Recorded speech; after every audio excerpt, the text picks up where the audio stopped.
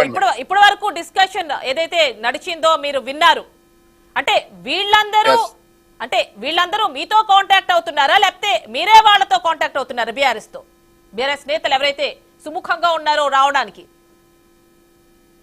మేమెందుకు వాళ్ళతో కాంటాక్ట్ అవుతాం మేడం? వాళ్ళు అక్కడ ఆ నియోజకవర్గాల్లో అభివృద్ధి కొరకి అభివృద్ధి చేసుకోవాలనే ఆలోచనతో ఒక శాసనసభ్యులుగా గెలిచిన వాళ్ళు ముందుకు ఎలా పోవాలా అనే ఆలోచనతో ఉన్నోళ్ళు వాళ్ళ అక్కడున్న ప్రజలకి వాళ్ళు ఇచ్చిన వాగ్దానాల ప్రకారం మేము కాంగ్రెస్ పార్టీ ఇచ్చిన 6 గ్యారంటీల వైపు వాళ్ళు ఆసక్తి చూపుతూ అట్లా అక్కడ నియోజకవర్గ అభివృద్ధి చేయాలంటే వాళ్ళకి తప్పనిసరిగా అవసరం అనే ఉద్దేశంతో వచ్చి కాంటాక్ట్ అవుతున్నారు. మాకు ఫుల్ మెజార్టీ 64 సీట్లు ఉన్నాయి కాబట్టి మేమే వాళ్ళని తీసుకొని 88 ఉన్నప్పుడు 12 మందిని లాక్కోవాల్సిన అవసరం మాకు లేదు. నిన్న భద్రాచలంలో కూడా రేవంత్ రెడ్డి గారు క్లియర్ గా చెప్పారు, మేము తీసుకోవాలంటే మిగిలేది 4 అని ఇందాక చెప్పా, ఇప్పుడు చెప్తున్నా. మాకు అవసరం లేదు, అవసరమైనప్పుడు అవసరం అనుకుంటే మాత్రం తప్పనిసరిగా తీసుకుంటామని చెప్తున్నాం మేడం. అంటే ఇప్పుడు మీరు చూసినట్టయితే చాలా ఇంతకుముందు బీజేపీ నుంచి మీరు మాట్లాడారు, విన్నారు కదా వీరేందర్ గారు. ఆయన ఏమంటున్నారంటే 6 నెలల క్రితం నుంచే బీఆర్ఎస్ నుంచి ఎవరైతే ఇప్పుడు పార్టీ మారి వాళ్ళ పార్టీలోకి వచ్చారో వీళ్ళందరూ బీబీ పార్టీలు కావచ్చు, ఇలాంటి వాళ్ళందరూ, సో వీళ్ళు 6 నెలల ముందు నుంచే కాంటాక్ట్ లో ఉన్నారు, ఇప్పుడు సమయం వచ్చింది కాబట్టి బయటపడుతున్నాం అని చెప్తున్నారు. అంటే 6 నెలలైంది మేడం, వాళ్ళు 10 సంవత్సరాల నుంచి కూడా అంటే గవర్నమెంట్ లో ఉన్నప్పటి నుంచే వాళ్ళు అధికారంలో లేని మీతో, అంటే రాష్ట్రంలో అధికారం లేని మీతో ఎందుకు కాంటాక్ట్ లోకి వస్తున్నారు? అంటే సడన్ గా ఇలా బయటకు వచ్చిన తర్వాత ఇలా మాట్లాడుతున్నారా? నిజంగానే గవర్నమెంట్ లో ఉన్నప్పుడు ఎవరు బయటకు రావడానికి ప్రయత్నించారు కదండి, రకరకాల ప్రయారిటీ ఇష్యూస్. తెలంగాణ రాష్ట్రంలో మురళి గారు చాలా డిస్టర్బ్ చేస్తున్నారండి. తెలంగాణ కూడా కేసీఆర్ ఏకనాథ్ సింధే ప్రోగ్రామ్ సక్సెస్ కాలేదు, కాంగ్రెస్ లో ప్రయోగం చేస్తారు డౌట్ వస్తుంది. మేడం ఒక్కసారి మురళి గారు ఒక క్రమశిక్షణతో మాట్లాడుకుందాం, ఎవరిని అడిగినప్పుడు వాళ్ళని మాట్లాడదాం. ఈ తెలంగాణ రాష్ట్రంలో కాంగ్రెస్ ప్రభుత్వం వచ్చిన దగ్గర నుంచి కానీ, కాంగ్రెస్ పార్టీ అధికారంలో లేకముందు కానీ ఒక సిద్ధాంత ప్రకారంగానే పోతుంది. మేధావులందరూ చూస్తున్నారు. మేము ఇప్పటికి కూడా చేర్చుకోవాలంటే చాలా మంది లైన్ లో ఉన్నారని కూడా చెప్పాము. మీరన్నట్టు బీజేపీ ప్రభుత్వం గత 10 సంవత్సరాల నుంచి అధికారంలోకి వచ్చిన తర్వాత ఎన్ని ప్రభుత్వాలను కూలగొట్టింది, ఇది భారతదేశంలో ఉన్న ఎన్ని రాష్ట్రాల్లో వాళ్ళు అధికారంలో ఎలా రావాలా. మొన్న కూడా ఎలక్షన్ల ముందు కూడా మేము 25 సీట్లు వస్తే తెలంగాణలో మేము అధికారాన్ని మేము చేజిక్కించుకుంటామని మాట్లాడటం కూడా వాళ్ళ అహంకారానికి ఒక ఈ తెలంగాణ రాష్ట్రంలో ఉన్న మేధావులందరూ కూడా చూస్తున్నారు. ఎప్పుడైనా ప్రజాస్వామ్యంగా ప్రజల చేత ఎన్నుకోబడినటువంటి ప్రభుత్వాల్ని కూలదోయటం అనేది ఈ బీజేపీ ప్రభుత్వానికి అలవాటైంది. ప్రజలందరూ చూశారు ఈ 10 సంవత్సరాలు. ఇప్పుడు అట్లా చేయటానికి ఏమాత్రం అవకాశం లోక్సభ ఎన్నికల తర్వాత కాంగ్రెస్ ఉండదు అంటున్నారు కదా తెలంగాణలో. ఎప్పుడు లోక్సభ ఎన్నికల తర్వాత, ఇప్పుడు జరిగే లోక్సభ ఎన్నికల తర్వాత తెలంగాణలో కాంగ్రెస్ గవర్నమెంట్ ఉండదు అని చెప్పి కామెంట్స్ చేస్తున్నారు కదా. ఇవాళ ఈ టైము ఈ డేట్ వేసుకోండి. ఈ పార్లమెంట్ ఎలక్షన్ అయిన తర్వాత ఎవరికి ఎన్ని సీట్లు వస్తాయి, ఎవరు ఎక్కడ ఉంటాం అనేది ప్రజలే నిర్ణయించుతారు కదా. మనం మాటలు వాళ్ళు చెప్పుకున్నట్టు కాదు. ఈ రోజు టైం వేసుకోండి. ఆఫ్టర్ పార్లమెంట్ ఎలక్షన్ లో ఎవరు ఏ స్థానంలో ఎవరు ఎక్కడ కూర్చుంటారు అనేది ప్రజలు నిర్ణయిస్తారు. సిద్ధంగా ఉన్నారు ప్రజలు. మనం ఏదో కాంగ్రెస్ ఉండదు అని చెప్తే సరిపోదు కదా. కాంగ్రెస్ ఉండదే ప్రజలు వీళ్ళిద్దరిని కూడా విస్మరించి కాంగ్రెస్ కోట్లేసి గెలిపించారు, అధికారంలో తీసుకొచ్చారు కదా. అదే మీరు అడగాల్సింది నన్ను కాదండి, ఎవరైతే ఈ క్వశ్చన్స్ వేశారో వాళ్ళనే అడుగుతున్నా. మీరు ఉన్నారు కాబట్టి వాళ్ళనే అడుగుతున్నా. ఈ పార్లమెంట్ ఎలక్షన్లు అయిన తర్వాత బీఆర్ఎస్ ఎక్కడ ఉంటది, బీజేపీ ఎక్కడ ఉంటది అనేది వాళ్ళే తెలుసుకోవాలా. ఇవాళ డేట్ వేసుకోండి. ఇవాళ మనం మాట్లాడుకుంటున్నాం, మళ్ళీ 2 నెలల తర్వాత పార్లమెంట్ ఎలక్షన్లు అయిన తర్వాత మాట్లాడుకుందాం. తప్పనిసరిగా ఈ తెలంగాణ రాష్ట్రంలో 12 నుంచి 14 సీట్లు ఎంపీ సీట్లు వస్తాయి. మేము 5 సంవత్సరాలు చిత్తశుద్ధితో సంపూర్ణంగా మేము కాంగ్రెస్ ప్రభుత్వం ఈ తెలంగాణ రాష్ట్రంలో వెళ్తాం. అందులో డోకా లేదు. ఎవరు ఏదైనా కళలు కన్నా ఈ పగట కళ్ళే గాని వాళ్ళు సాధించే కళ్ళ కావనేది మీరు మమ్మల్ని అడుగుతున్నారు కాబట్టి మీ ఎదురుగా వాళ్ళకి చెప్తున్నాం. గుర్తించుకోండి, ఖబర్దార్. ఏదో ప్రభుత్వాన్ని కూల్చుదాము, ఎమ్మెల్యేలకు కొందాము, అది ఇది అనేది మీరు భయపెడితే ఇక్కడ భయపెట్టడానికి కాంగ్రెస్ ప్రభుత్వం ఆటుపోట్లు ఎన్నో చూసింది. ఇది కాదు, 60 సంవత్సరాల నుంచి పాలించాం భారతదేశాన్ని. ఎన్నో ఆటుపోట్లు వచ్చినా ఈ 10 సంవత్సరాలు పోయినంత మాత్రాన మేమేమి నిరాశపడలేదు. తప్పనిసరిగా 2024లో కూడా సెంట్రల్లో కాంగ్రెస్ ప్రభుత్వాన్ని ఇండియా కూటమిని అధికారంలోకి తీసుకొస్తాం. రాహుల్ గాంధీని ప్రధానమంత్రిని చేస్తాం. ఓకేనండి, ఒక్కసారి ఇందాక నుంచి మనకి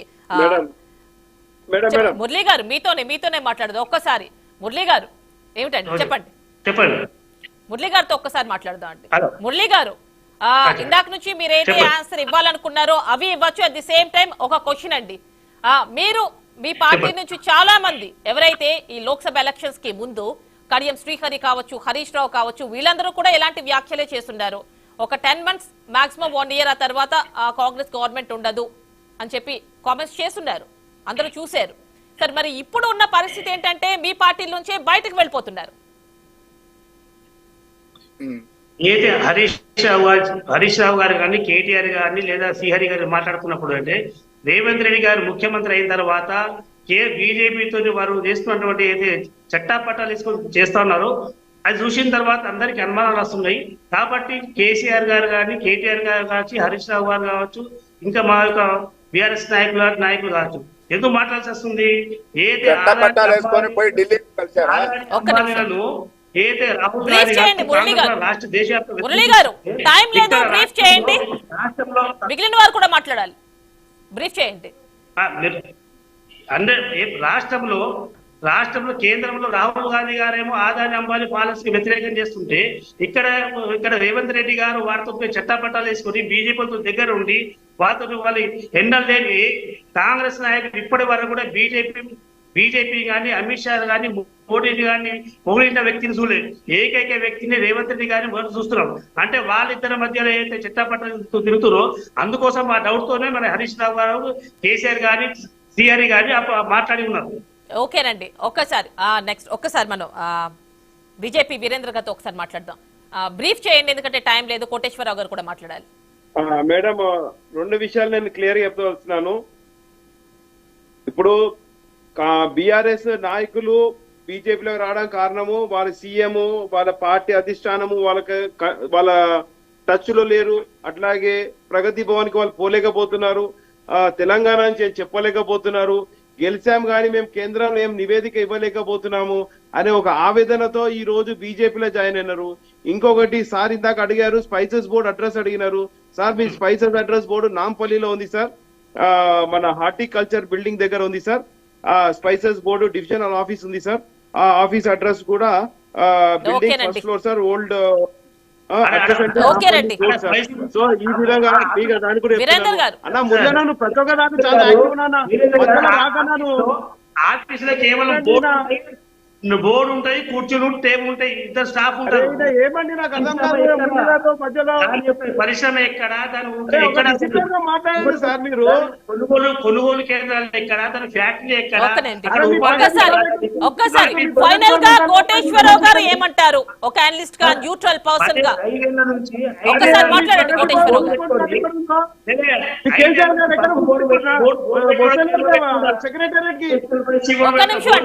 ఒక్క నిమిషం అండి.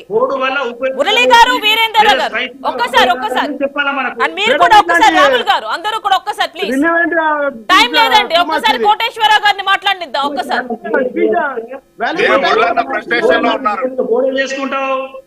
ఆఫీస్ ఏం చేసుకుంటావు అక్కడ? కోటేశ్వరరావు గారు మీరు మాట్లాడండి. స్పైసెస్ బోర్డు అనేది రైతులకు స్పైసెస్ బోర్డు కొత్తగా హైదరాబాద్ లో ఇప్పుడు కొత్తగా పెట్టిందేమి కాదు. నేను అడుగుతున్నది ప్రధానమంత్రి పసుపు బోర్డు ఎక్కడ ఉన్నది అనేది నేను అడుగుతున్నాను. స్పైసెస్ బోర్డు అని చెప్పాను నేను స్పైసెస్ బోర్డు గురించి నాకు తెలుసండి. అంత అమాయకంగా లేను నేను. స్పైసెస్ బోర్డు గురించి అంత అమాయకంగా లేను. పసుపు బోర్డు అడ్రస్ ఎక్కడా అని అడిగాను నేను, అంతే తప్ప స్పైసెస్ బోర్డు గురించి మీరు నాకు చెప్తే ఎలాగా? మీ ధర్మపురి అరవింద్ గారు కూడా చెప్పారు స్పైసెస్ బోర్డు ఆఫీస్ తెచ్చి ఇదే పసుపు బోర్డు అనుకోండి. చెప్పారు. ఇప్పుడు మురళీ గారు, ముఖ్యమంత్రి గారు వెళ్ళారంటే నైతిక బాధ్యత. తెలంగాణ రాష్ట్రం ముఖ్యమంత్రిగా ప్రధానమంత్రికి వచ్చినప్పుడు వెళ్ళి రిసీవ్ చేసుకోవటం, ఈ తెలంగాణ రాష్ట్రాన్ని అభివృద్ధి పరచాలంటే కేంద్రం నిధులు ఎలా తెచ్చుకోవాలి వాటిని రిక్వెస్ట్ ఓకేనండి. పెట్టారు. అంత మాత్రం బీజేపీ ఈ భారతదేశంలో ఇద్దరే ప్రత్యర్థులు అంటే కాంగ్రెస్ బీజేపీ అనేది అందరికీ తెలుసు ఈ భారతదేశంలో ఉన్న ప్రజలు. రాముల్ గారు టైం లేదు కన్క్లూడ్ చేద్దాం. Thanks for joining. బీఆర్ఎస్ నుంచి మురళీ గారు, కాంగ్రెస్ నుంచి రాముల్ గారు, బీజేపీ నుంచి వీరేంద్ర గారు, అదేవిధంగా అనలిస్ట్ కోటేశ్వరరావు గారు, థ్యాంక్స్ ఫర్ జాయినింగ్. సో చూశారు కదండి,